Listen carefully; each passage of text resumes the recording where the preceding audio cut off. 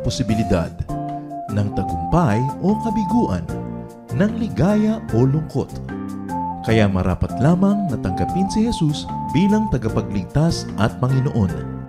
At matapos yun ay panariwain ang katapatan at paglapit sa Kanya bawat araw o day by day. Ang day by day ay naglalayong umalalay sa pang-araw-araw na pamumuhay. Narito po si Kuya Ed Lapis sa mensaheng pinamagatang Surviving Sickness.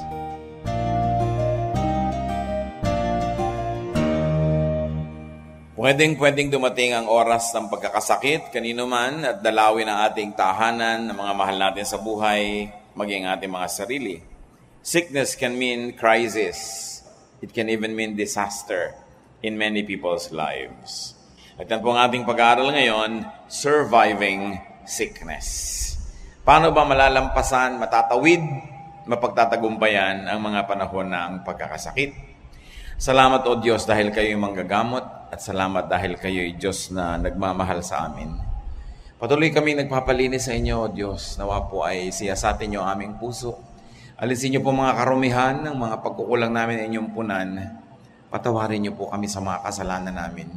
Pinagtatapat namin sa iyo ang aming mga pagkukulang at nawa, Panginoon, yung kadakilaan at kabaitan niyo ang siyang mga ibabaw, yung paglilinis ng dugo ng iyong anak na si Jesus ang aming makamtan. At kami maging karapat-dapat dahil sa iyong pagpapatawad na lumapit sa inyo at humingi ng biyaya. Palakasin niyo po ang aming mga katawan, patibayin niyo aming loob, papaglinawin niyo ang aming isip, O Diyos, at turuan niyo kaming magtuon ng pansin sa inyo lamang ngayon. We reject and rebuke all works of evil, all presence of evil men and evil spirit. We disempower in the name of Jesus and ask you, Father, to protect us from all harm, especially from falsehood. May your mercy, your truth heal us, empower us so we could be agents of healing to other people as well.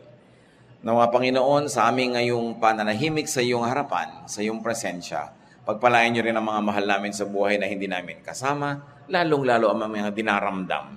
At ngayon din, sa lugar na ito, Panginoon, sino man ang may karamdamang iniinda ng labis, pahiran mo na, Panginoon, ang iyong banal na langis sa aming mga katawan at bigyan niyo kami ng kalakasan, pagpapagaling, pagtitiwala sa inyo at muling pag-asa.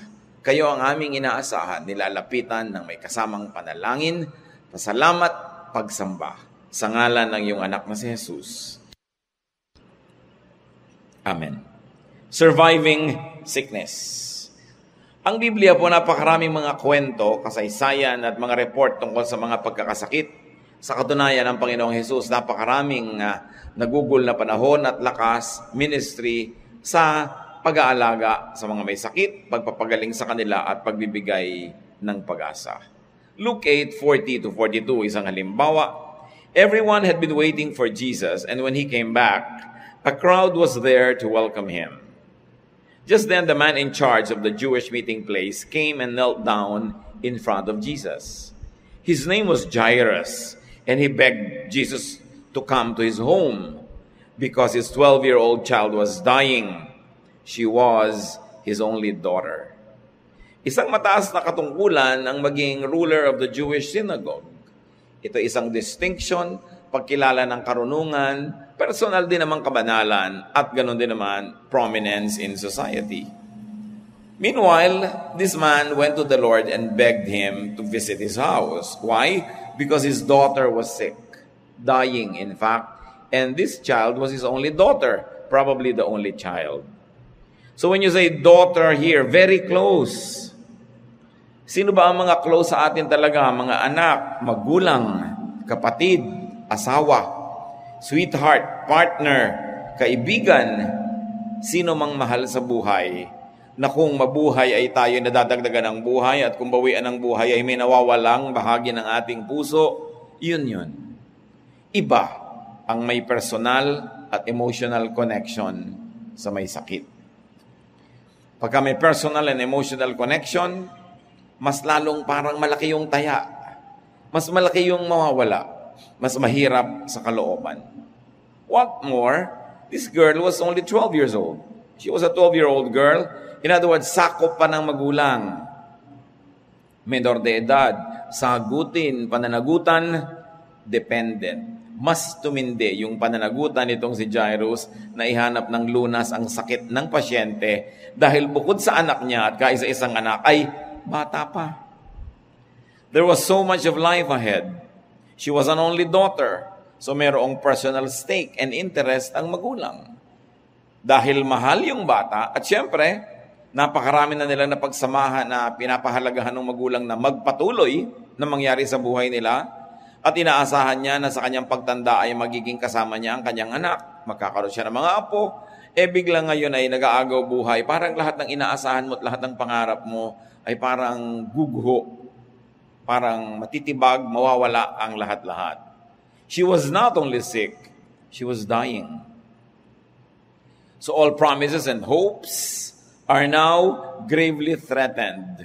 Therefore, Jairus, in spite of his high position in society, begged Jesus. What would you not do? Meron ba tayong hindi gagawin, haharapin, para ihanap ng lunas ang sakit ng mahal natin sa buhay? Luke 8:49-56 sa pagpapatuloy. While Jesus was speaking, someone came from Jairus' home and said, "Your daughter has died. Why bother the teacher anymore?" When Jesus heard this, he told Jairus, "Don't worry. Have faith, and your daughter will get well." When Jesus went into the house, but he did not let anyone else go with him except Peter, John, and James, and the girl's father and mother. Everyone was crying and weeping for the girl, but Jesus said, "The child isn't dead. She is just asleep." The people laughed at him because they knew she was dead. Jesus took hold of the girl's hand and said, "Child, get up." She came back to life right away and got right up. Jesus told them to give her something to eat. Her parents were surprised, but Jesus ordered them not to tell anyone what had happened. So the girl died. Sa kabila ng pagsisikap ng magulang na ihanap ng lunas, namatay at dumating ang masaklap na balita kung kailan papunta na sila dun sa bahay nitong si Jairus. Pero hindi pinansin ng Panginoon yon at sabi rin niya kay Jairus, "Huwag kang makinig sa kanila, manalig ka lang." At pagpasok niya sa bahay, nag-iiyakan na yung mga tao doon, pero sabi niya, "Huwag kayong umiyak, ang bata ay natutulog lamang." Pinagtawanan siya ng malakas dahil alam nilang patay na ang bata. Pero pagpasok doon sa silid na kinasisidlan ng bata, hindi niya pinasunod ang mga tao. Yun lang 2 magulang at yung 3 kasama ng Panginoon, and Jesus brought her back to life. Salita lang. Alam niyo yung salita ng Panginoon, nagbibigay buhay. Kaya kahit pinanghihinaan ka ng loob, marinig mo yung salita ng Diyos, nabubuhay yung loob mo. Napakahalaga ng Panginoon. Sabi niya kasi, "I am life. I am the life." So sickness and death was defeated for the time being. Siyempre, alam naman nating darating din ang panahon na yung batang yun ay babawian din ng buhay. Maybe at a later time, maybe sa old age niya. But for the meantime, humaba ang ligaya nila, nagsama-sama pa sila ng may buhay. Now, what are some lessons on how to survive a loved one's sickness? Marami siguro sa atin nakaranas na mag-alaga ng mahal sa buhay na may sakit. Meron sa atin nag-aalaga ng sobrang karamdaman ng mahal sa buhay. Merong ang tagal-tagal lang nag-aalaga. Merong nagkandahirap-hirap na sa pag-aalaga. Iba-iba. Pero natural, inaalagaan natin ating mga mahal sa buhay. But how do you survive that difficulty? Ano ba yung mga hirap ng nag-aalaga ka ng mahal mo sa buhay na may sakit? Una, magastos. Pangalawa, magastos sa energy. Nauubos ang lakas mo, oras mo sa may sakit. Pangatlo, magastos sa emosyon. Mahirap dalhin ang damdamin, lagi kang nag-aalala. Lalo't kung ikaw ang kasama sa bahay, kada kapusin ng hininga, ikaw ang ninenervyos, kada mamutla yung pasyente, kada may problema, ninenervyos ka. Dahil ang lapit-lapit mo. How do you survive such difficulty? First of all, seek healing. Medication, restoration, and even a miracle. Tulad ng lesson natin kay Jairus. Naghanap siya ng lunas, lumapit siya sa Panginoon. Bagamat bago yun ay mahihinuha natin na ginawa na nila lahat, medically speaking. Dahil may kaya naman siya. Matagal na naghihigalo ang bata. Yan ang uso nung araw. So hahanap ka na lahat ng lunas at inihanap niya yon ngayon ng himala. Nung nag-aagaw buhay na ang bata, lumapit siya sa Panginoon. Ang kailangan na niya dito, himala. Lesson for us, do what you can. Do what you can. Yung abot ng nakakaya. Kaya naman mabuti sa buhay, pinahahaba mo yung naaabot ng kamay mo at ng iyong paa.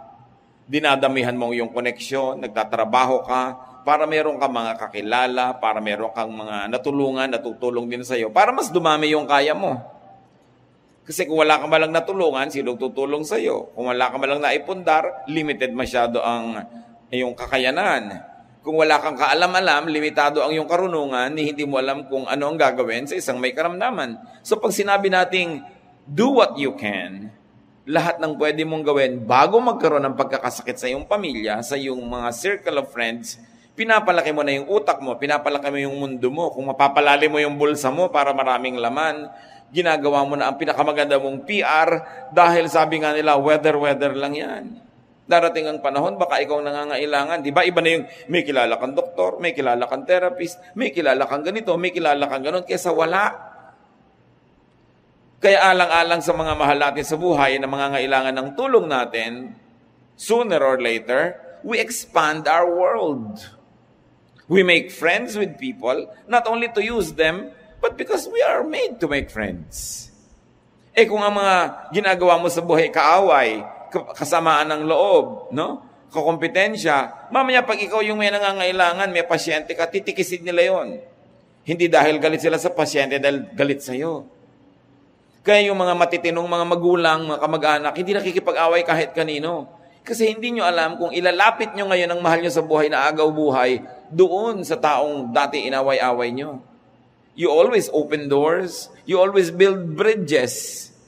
Dahil ang pangangailangan sa tulong ng kapwa ay weather lang. Hindi ka nakakatiyak. What else do you do to survive a loved one's sickness? Do not be hindered by anything, nor discouraged by pessimists. Tingnan niyo si Jairus, sabi sa kanya ng mga kasambahay, huwag na nating abalahin ng guro, patay na naman eh. Ayaw na nilang papuntahin ang Panginoon sa bahay nila. Maaring talagang mahiyain sila, ayaw nilang mga abala, o pwedeng hindi sila naniniwala kay Jesus, kaya sabi nila, huwag na lang nating imbitahin, wala namang magagawa yan, patay na. Or, mataas ang kalagayan nila sa lipunan at na iinsulto sila na si Jesus na galing sa mababang antas ng lipunan, tutungtong sa bahay nila, kaya huwag na lang nating papuntahin. Pero hindi nakinig si Jairus. Kung nakinig si Jairus, hindi makakapunta ang Panginoon sa kanyang bahay, na natili na lang napatay yung kanyang anak. Kayo, kanino kayo nagpapapakinig pag meron kayong inaalagaan? Siyempre, lahat naman ng tao may hatol. Lahat ng tao may prescription. Of course, we appreciate. Yung tita mong herbalist, siyempre, puro herb ang ipagdudutan yan. Di ba? Yung tito mo naman na Western medical doctor, siyempre, puro mga gamot na piniprescribe at nabibili sa butika ang sasabihin yan. Yung uncle mo naman, siyempre, yung espiritista. Mga espiritista ipapayo. Yung pinsan mong mangkukulam, kulam-kulam ang ipapayo. Kanya-kanya. Lahat yan may payo. Kaya kailangan ng tao, bago dapuan ng sakit ang sarili niya o ang mahal sa buhay, aral na. Inaalam mo na lahat ng issue, lahat ng school of thought, lahat ng approaches. Hindi puro chismis ang inaaptupag sa buhay, mga walang kapararakan. Yung inaalam mo, nagre-research ka para kung dapuan ka ng pangangailangan, may nakatanim na sa utak mong alam, hindi ka pa doon lang magsisimulang mag-research. Isang malaking issue sa buhay. Halimbawa, meron kayong mahal sa buhay, huwag namang mangyari, huwag loloobin ng Panginoon, nagka-cancer. Buo na ba sa pamilya nyo kung magpapakimotherapy siya, radiation at kung ano-ano, o yung tinatawag na alternative medicine? Ano na ba talaga ang advantage at disadvantage ito? Ano yung advantage at disadvantage yun? Sinusuri nyo na ba yan? Kasi pag dumapo na yung sakit na malala, lito ka na. Kaya kailangan inaalam mo so you can survive. But do not be discouraged by pessimists. Kailangan meron kang loob at alam mo kung nasan yung sentro mo para hindi ka nahihila left and right. Katulad nito isang babaeng napakarunong, Shunammite woman. Mayaman siya, nakikita niya yung prophet, lagi nagpupunta sa kanyang baryo. Ipagpagawa nga niya ng kwarto doon sa ibabaw ng bahay niya, yung best place, yung upper room. Sabi niya, yung pupunta po kayo dito, dito na kayo magpahinga, dito kayo kakain, lalagyan ko ng muebles yung kwarto, ituring yung inyo. Panawan nyo yung bahay, hindi bale, basta inyo to. At dahil tumira sa kanya yung prophet, ang tagal-tagal lang pala niyang hindi magkaanak, binless siya na magkaanak siya. At nagkaanak nga ang babaeng ito, pero nung lumaki-laki yung bata, biglang namatay. Namatay. Nag-complain lang na masakit ang ulo, sabi nung ama, umuwi ka sa nanay mo. Nasa bahay, dahil nasa bukid sila noon, umuwi ang bata at namatay doon. Sinabi ba ng babaeng ito sa lahat ng mga tao doong namatay ang anak niya? No. Nagbihi siya agad. Tumawag siya ng katulong, sabi niya, pupunta tayo sa prophet. Dalin mo yung buriko na sasakyan. Bilisan mo. At hindi niya sinakyan yung buriko para dyan yung isa kayong prophet dahil papupuntahin niya sa bahay niya. Kasi sabi niya, instrumento siya ng Diyos, nagkaanak ako, malamang siya rin ang gagamitin ng Diyos sa instrumento para mabuhay itong bata. Hindi niya sinabi sa mga kasambahay na namatay dahil baka siya pigilin. Lumakad siya agad. Katulad ng mga matatanda nung araw, paglalakad ng bahay, kuha-kuha na yung tapis, magtatapis na, o kukuhanin na yung bandana na, lakad ang babae. Nung dumating siya sa propeta, napansin ng propeta, siguro mabigat ang problema ng babaeng ito dahil sumasagsag. Sabi niya, bakit mo ko pinaasa? Sabi ko na nga ba, huwag mo na lang ko bigyan ng anak, babawiin din lang pala, mas masakit. At nalaman ng prophet, namatay. Sabi ng prophet sa kanyang katulong, yung kanyang number 2 man, yung number 1 niyang katulong. Ito yung tungkod ko na ginagamit ng Lord mapanghimala. Dali, itakbo mo doon sa bahay nila. Huwag kang titigil, huwag kang makikipagbatian o makipagkwentuhan kahit kanino. Dalian mo, ipatong mo doon sa bata. Pumayag ba ang babae na yung tungkod lang at katulong? No. 2 Kings 4:29-30. Gehazi, get ready and go to her house. Elisha said, take along my walking stick, and when you get there, lay it on the boy's face. Don't stop to talk to anyone, even if they try to talk to you. But the boy's mother said to Elisha, I swear by the living Lord and by your own life that I won't live without you. So Elisha got up and went with them. And to make a long story short, through his personal ministrations, the boy went back to life. Sabi ng babae, hindi ako aalis dito nang hindi kayo ang kasama ko. Matibay ang loob. Palibasat may nagawang mabuti doon sa prophet. Yun ang mabuti nung may nagagawa kang mabuti eh. Meron ka namang nahahawakan. Hindi mo naman isinusumbat. Hindi mo naman pinipilit dahil naging mabuti ka, pero may lakas ka man lang ng loob na mag-demand. Total, may nagawa ka namang mabuti. Dahil nga, di ba, weather lang yan. Sabi niya, hindi ako titinag, hindi ako uuwi nang hindi ikaw ang kasama ko, Mr. Prophet. At dahil doon, gumaling. Gaano karaming anak ka na mamatay dahil dungo at mahiyain ng nanay. Bumubula na yung bibig, tumitirik na yung mata, nahihiya pa sabihin sa nurse. Busy yung nurse, nagte-text. Hindi ko masabing na mamatay na ang anak ko. Di ba? Pag mahihiyain ng magulang, lugi, talong anak. Kaya kayo, kung merong ganun mga pagkamahiyain, kapal-kapalan nyo. Tibay-tibayan ang sikmura. Dahil kung nakaasa sa inyong dilihensya, ang ikabubuhay ng mahal nyo sa buhay, talo na. Dahil dungo kayo. May duty ka na tibayan ng loob, lakasan ng boses, pero mabuti na yung may naitanim ka naman. Sabi mo, paano naman itatanim ko halimbawa sa ospital? Kaya kung mas mahal yung kwarto mo, mas demanding ka eh. Diba? Kung masyadong libre, halos naghihingalo ka na, hindi mo pa maabala yung doktor.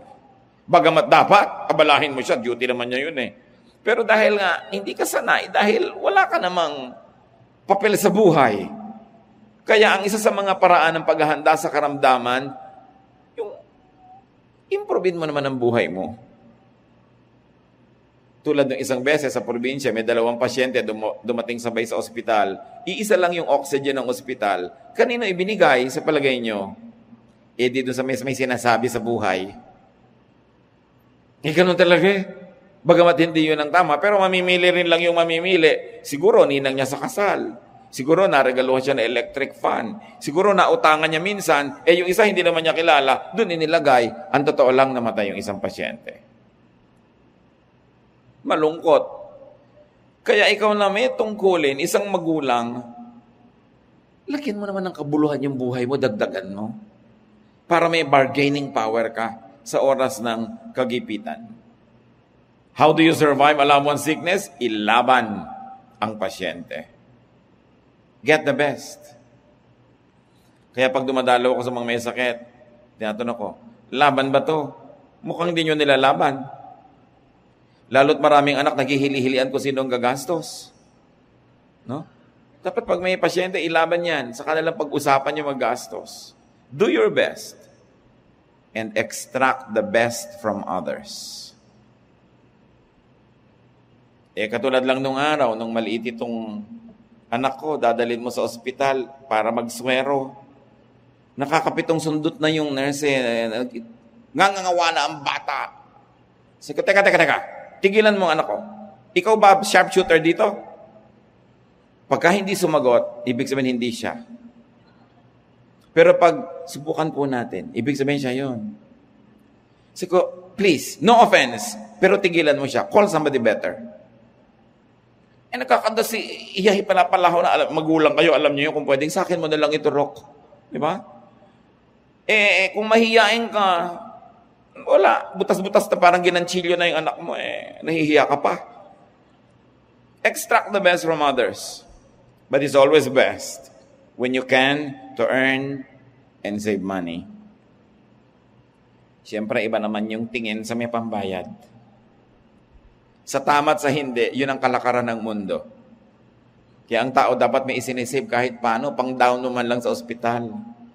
Hindi gagastusin mo sa debu, gagastusin mo sa ganito, sa gano'n. May itatabi ka kahit paano, para pag may itakbo ka sa ospital, may pang down ka.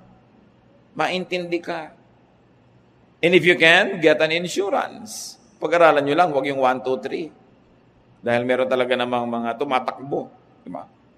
And very importantly, may pera ka't hindi, plant goodwill. Makisama. Makisalamuha, makipagsangkutan sa mga tao. We all need help. Habang ikay malakas, mayroon kang maitutulong, ibigay mo lahat. At idalangin mong hindi ka mangailangan ng tulong kailanman, di tumulong ka. Pero kung dumating yung pangangailangan, para kayong babae, hindi po ako alis ang hindi kayong kasama ko. Meron ka malang kinakapitan kahit paano. Mahalaga. Pag may goodwill ka, panalo ang patient mo. Kaya ikaw yung bantay sa ospital, wala ka man lang ka-PR, talo ang patient mo. Ikaw yung bantay sa ospital, darating ka, meron ka man lang dalang siopaw sa mga nurses.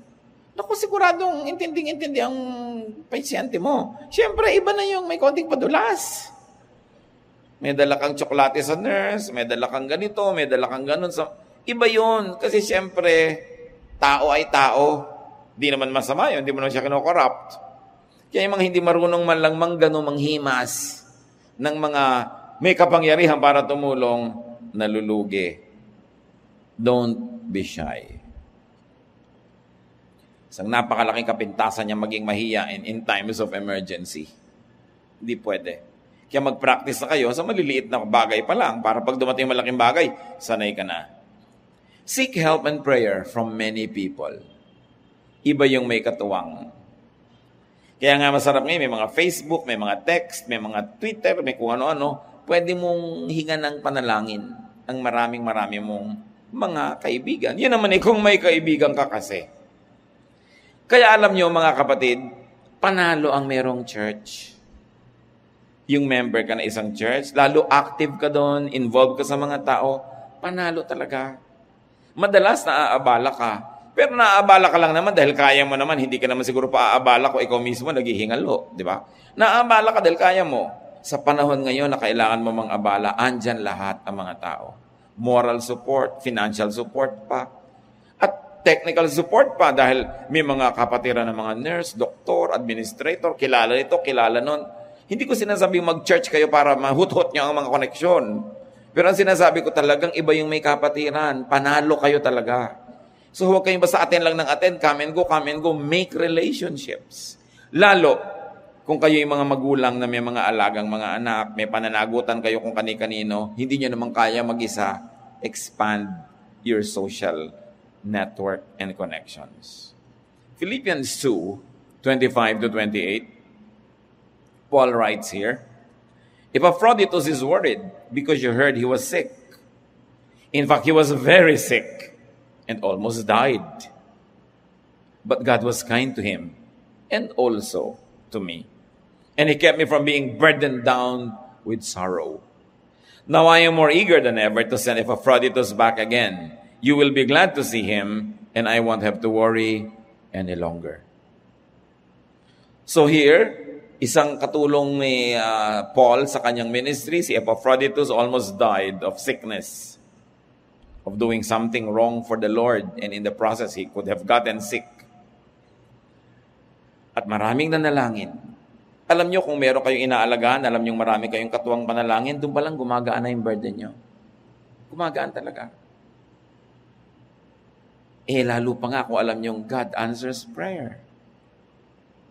Importante yung prayer ministry. Ngayon, huwag naman kayong sumusulpot lang sa prayer ministry para lagi magpa-pray. Pamisa-misan, lalo't kung malakas ang espiritu nyo, you are in a giving mode, pumunta kayo doon. Nandito po ako para mag-pray naman para sa iba. Sino ba mga ipinagpe-pray dito? Gusto ko maging prayer minister din. Hindi lagi ikaw ang tanggap ng tanggap. Tuwing hindi mo kailangang tumanggap, ikaw ang magbigay. Para ka lang nagsisave sa bangko noon. Dumaganda ang iyong account. Now, about dying. Di ba lahat nag-alala? Baka mamatay si Epaphroditus. Tanong mga kapatid, at hindi ko gustong maliitin ang pag-aalala natin pag may parang nanganganib ang buhay. Gaano karaming beses na mayroong parang nanganib ang buhay, pero nabuhay naman. Lumakas uli, nabuhay. Konting-konti yung sumakabilang buhay. Why? Because people almost die, but they usually 99% don't.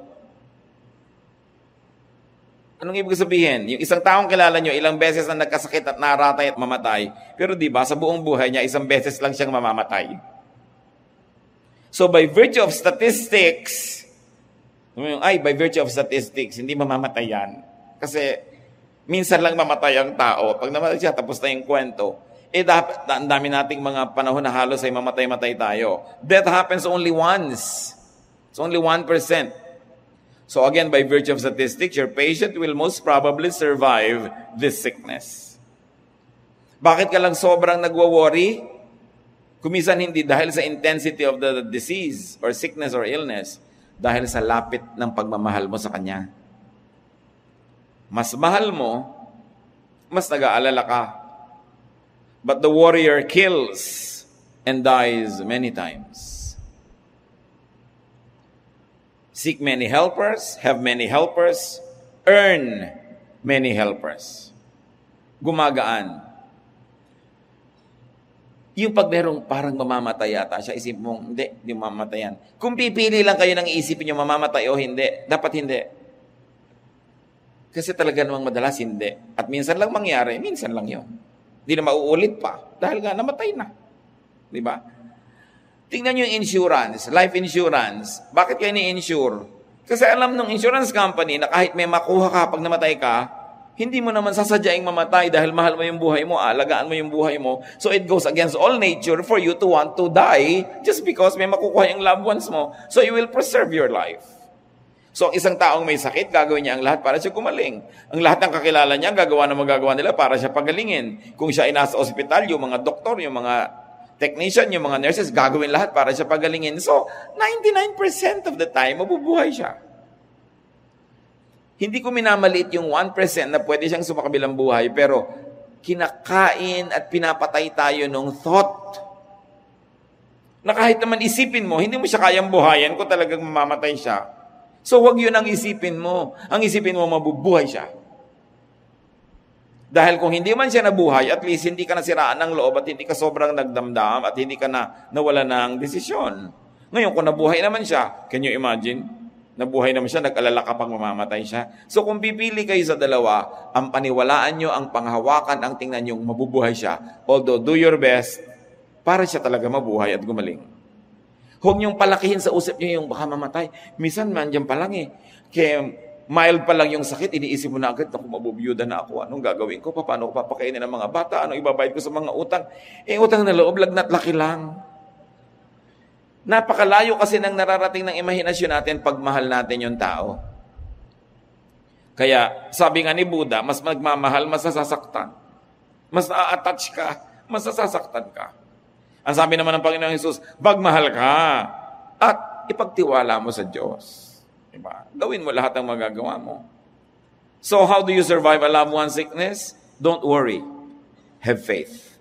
At si Jesus ang may sabi noon kay Jairus, don't worry. Anong magagawa mo? Paano ka magwa-worry? Okay, meron kang pasyente. May dengue siya. Nag-transfusion na. Ginawa na lahat ng magagawa. Ano pang magagawa mo? Try not to worry. Have faith. Believe.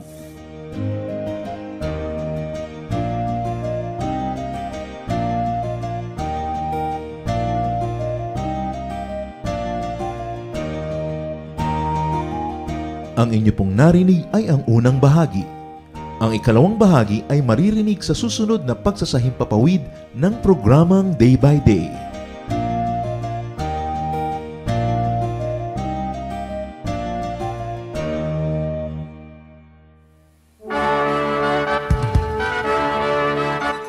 Halina't sama-samang sumamba at magdiwang sa Day by Day Jesus Celebration kasama si Kuya Ed Lapiz. Bulwagan ng Panginoon PICC, one Sunday a month, Philippine International Convention Center, Rojas Boulevard, Pasay City. All other Sundays sa mga Day by Day mini bulwagan ang pagtitipon. Para sa buwan ng Nobyembre, gaganapin ito sa November 3, 2024. 8 a.m. ang First Jesus Celebration, 10 a.m. naman ang Second Jesus Celebration. Para sa iba pang detalye, bisitahin ang ating official Facebook page, Day by Day Friends.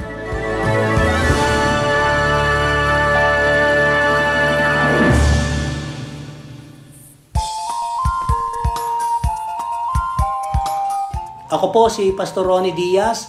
Inaanyayahan po namin kayo na dumalo at makisaya sa Jesus Celebration sa ating Day by Day Jesus Ministry San Pedro. Tuwing linggo, meron po tayo dalawang service. Isa, 9 a.m. hanggang 10 a.m. Ang ikalawa naman po ay 10:30 a.m. hanggang 11:30 a.m. Para po sa karagdagang detalye ng schedule ng ating service tuwing linggo, maaari niyo po kaming kontakin sa 0968-229-0993 at sa 88-361-466.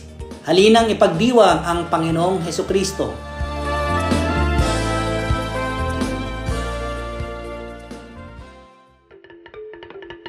Dumako po tayo sa mga hiyas ng bayan, mga kayamanan po ng ating lahi, ng ating lipi, na maaari nating pagyamanin, kilalanin at itampok.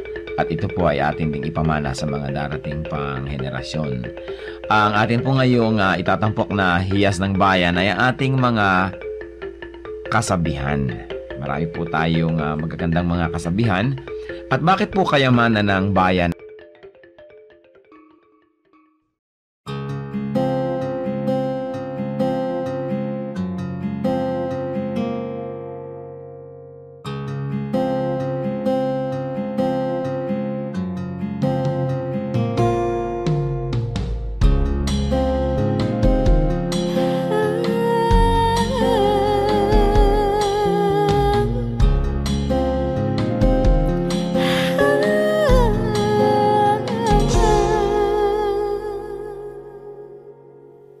Pag-ibig mo o kailanin,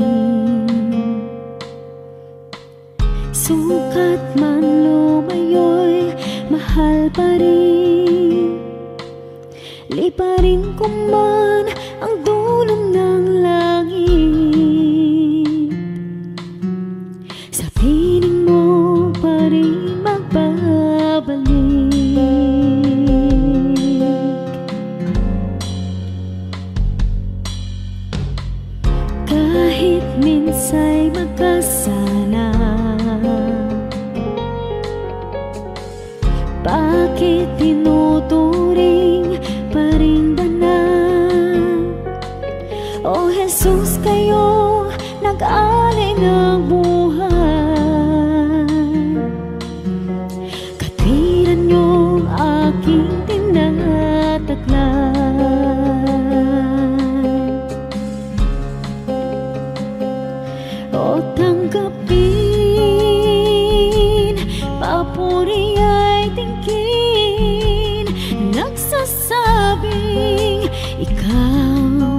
aking hari,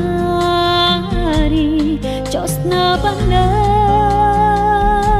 ngalay tinatanghal, kabutihan mo sa'kin walang mali.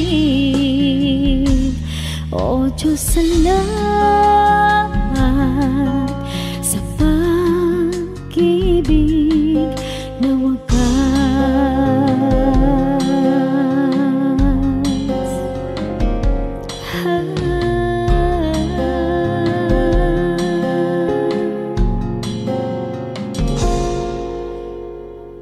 Laging laman itong isip, ngalan ko sa palad mo inukit. Walang sino mang maaring magwala, kaligtasang ikaw ang nagpikat.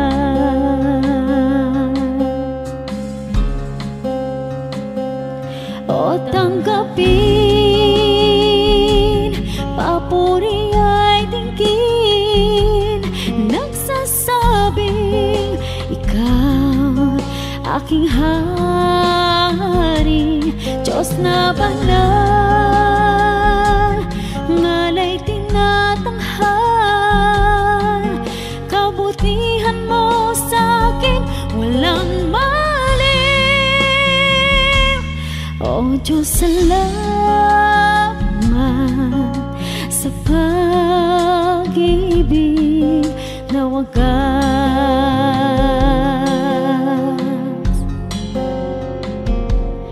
O tanggapin, papuri ay tingin, nagsasabing ikaw aking hari, Diyos na banal, ngalay tinatanghal, kabutihan mo sa'kin walang mali. O Diyos, salamat sa pag-ibig na wagas.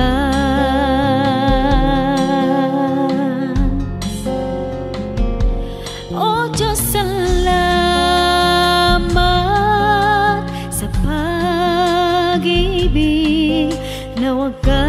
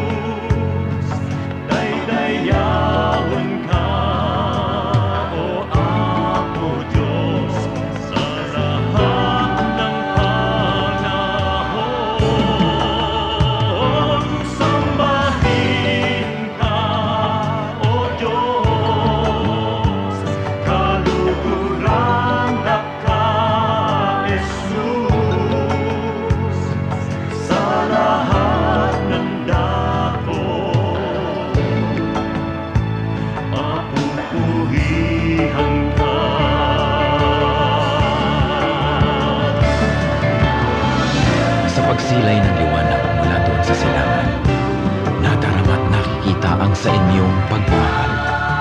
Lumalandas, humahawan, tumatanglaw sa aking daan, nangunguna, gumagabay sa aking bala ng hakbang. Sa pagdatalyaong gabi na malamig at mainam, akin namang nalalasa ang inyong kapayapaan.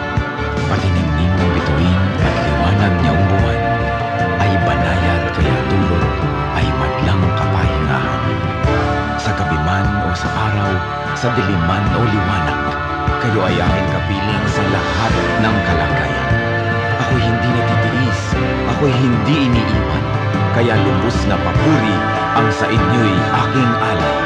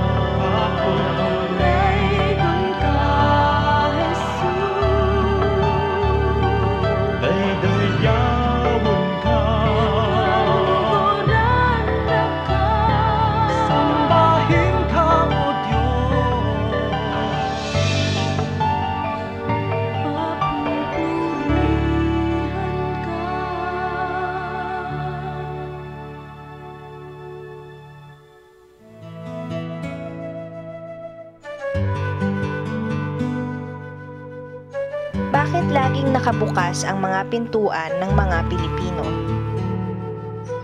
Tayo kasi ang buhay nating Pilipino, lalo yung katutubong Pilipino, hindi natin masyadong iniisip yung privacy. Ang gusto natin is to share. Kaya ang lalaki ng mga bintana, kita ka ng kapitbahay. Sa ilalim nga ng bintana, may ventanillas pa. Konti lang mga dingding sa bahay ng Pilipino. Ayaw natin ng division, ang gusto natin maaliwalas. Because the spirit of the Filipino is free. He wants to roam, he wants to go around. Kaya ganon din yung mata mo, dapat malayo ang nararating. At sa atin, yung mga kwarto sa mga traditional Philippine homes, ginagamit lang yan pag nagbibihis ka. Nagpapalit ka ng damit, pero hindi talaga doon natutulog ang mga tao. Sama-sama yan doon sa sala. Kahit sila Jose Rizal, ang laki-laki ng bahay nila, isang malaking banig at isang malaking kulambo, sama-sama sila sa sala. Doon sila natutulog. Kasi nga, we thrive in each other's company.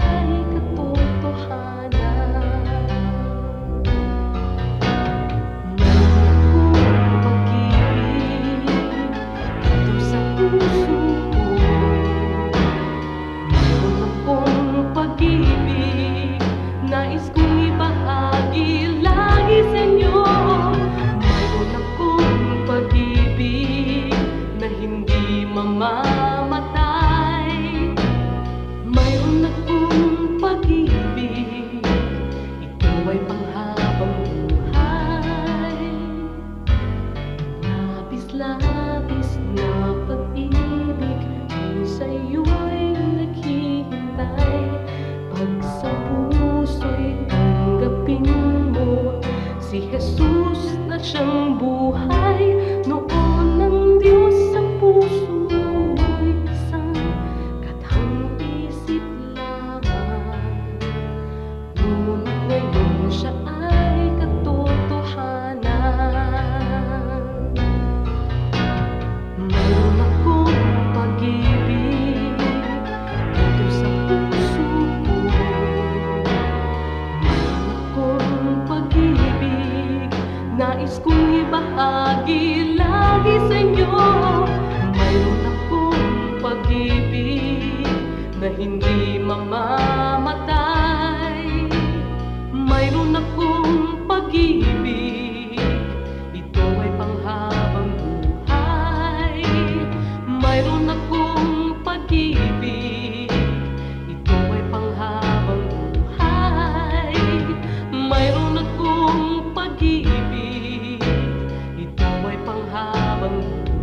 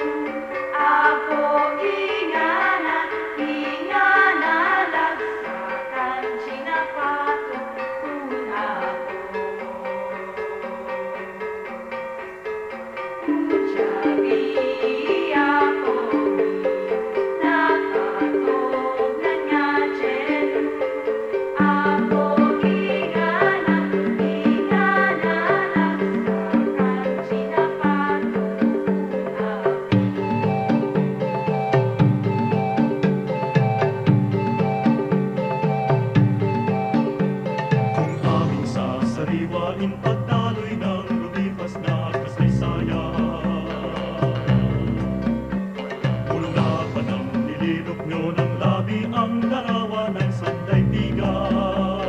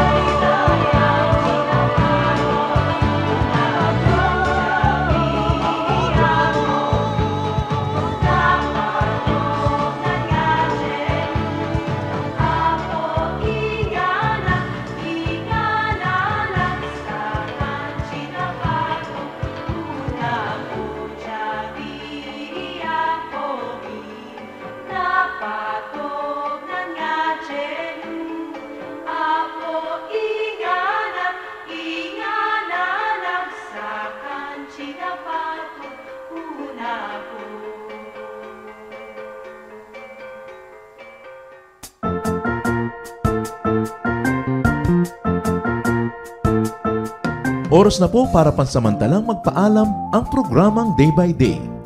Tayo po'y magsama-sama tuwing ika-6 hanggang ika-7 ng umaga, araw-araw.